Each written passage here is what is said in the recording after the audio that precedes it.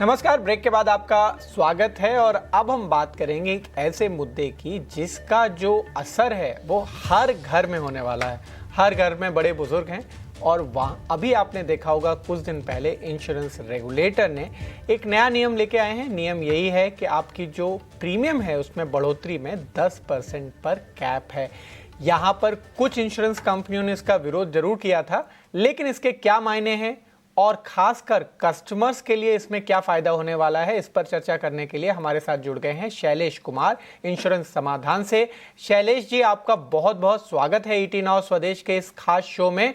सबसे पहले तो हमें बताइए कि जो हमारे कंज्यूमर्स हैं उनको अब इन नए नियमों के बाद किन चीजों का ध्यान रखना चाहिए।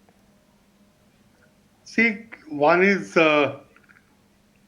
they will be much clearer now कि प्रीमियम जो है 10% से ज्यादा नहीं बढ़ेगा। अभी आप सिर्फ हेल्थ इंश्योरेंस की बात कर रहे हैं ना? जी जी बताइए। For senior citizens. जी जी। हाँ, तो उसमें बस 10% वाला क्लॉज आया है कि जो प्रीमियम में जो एब्रप्ट आर्बिट्ररी इंक्रीज हो रही थी वो अब 10% तक लिमिटेड रहेगी। दूसरी चीज, जी जी बिल्कुल, पहले आप अपनी बात खत्म कर लीजिए। जिस तरीके से खर्चा बढ़ रहा है, तो दो तीन चीजों का उनको ध्यान रखना चाहिए।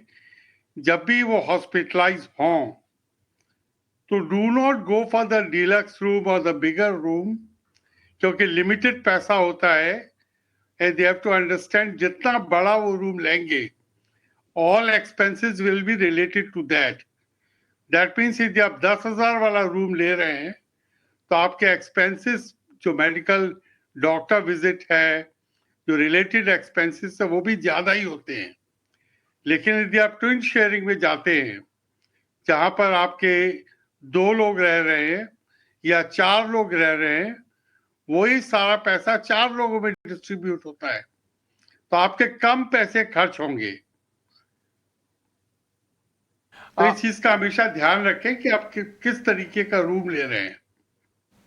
जी, इस चीज को मैं जरा थोड़ा बारीकी से समझना चाहता हूं। आपने बोला कि अगर आप रूम रेट बड़े रख रहे हैं, फॉर इंस्टेंस मेरी पॉलिसी है जिसमें अलाउड है कि 12,000 तक का मैं रूम ले सकता हूं, वो एक्स अमाउंट जो भी मैं सालाना पे कर रहा हूं। अब यहां पर मुझे ध्यान रखना है कि जो रूम रेट है वो फिर भी मैं थोड़े कम के रखूं, आप ये कहना चाहते हैं?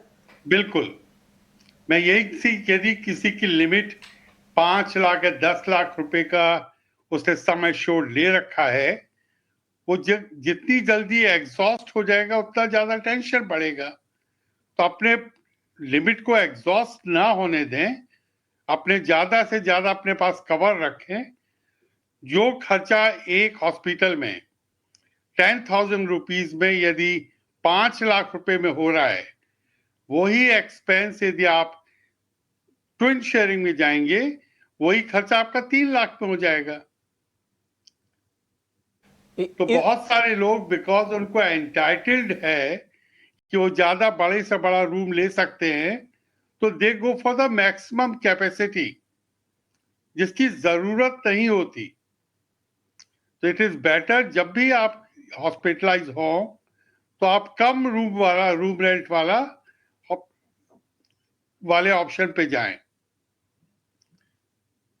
एक सवाल इसमें यह आ सकता है कि इसका असर सीधा कैसे पड़ता है, इसको आप जरा अगर बारीकी से या बिल्कुल सिंपल भाषा में समझा पाएं।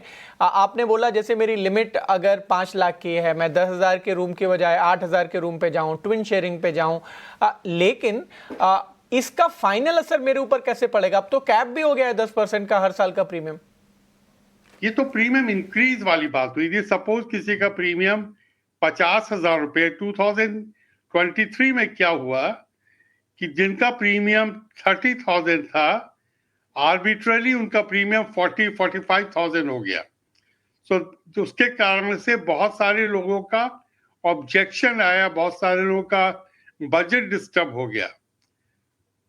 तो आईआरडीए ने स्टेप लेते हुए अब एक लिमिट कर दी है कि उम्र के साथ आपका प्रीमियम एब्रप्ट नहीं बढ़ेगा, वो 10% की लिमिट दे दी है। तो यदि आज आप 40,000 दे रहे हैं, अगले साल आपका प्रीमियम 44,000 से ज्यादा नहीं होगा for the same sum assured.